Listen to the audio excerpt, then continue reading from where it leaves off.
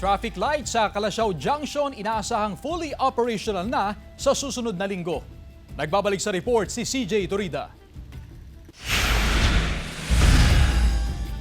Inaabot hanggang gabi ang pagkakabit ng traffic lights sa Santa Barbara Calasiao Junction noong nakaraang linggo.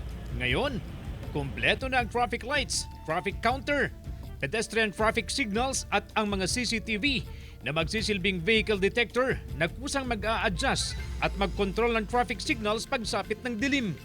Bago po yan, ita-traffic study mo muna namin po to. So, ang mga bagong feature namin ay yung push button. So, ang purpose ng push button na to ay possible na kapag tatawid ang isang tao, pipindutin mo lang to. So, possible magi-green si pedestrian. Bukod sa traffic lights, nag-install na rin ng bagong reflectorized signages. Maglalagay rin ng pedestrian marks sa kalsada. Nilalatag na ang mga kable para sa CCTV at posible umanong maging operational na sa susunod na linggo. So, ang kulang na lang nito is yung supply ng kuryente. So, pag once na meron supply ng kuryente, possible next week. So, sa next week na yon, magka-countdown ng mga 2 weeks yung traffic study namin.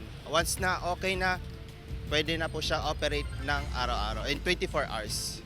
Magtatalaga pa rin ang traffic enforcers kahit maging operational na ang traffic lights. Lalo't sumisikip daw ang daloy ng trapiko tuwing rush hours. Mayroon pang maiwan siguro dito sa junction na puso.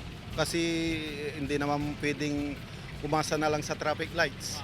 Mga kanto-kanto na lang siguro yung mga puso natin dito, manghihila ganun. Mas maganda yung may traffic light, sir, para masusunod yung pag may mag-go-go, wala yung yung para papabulan.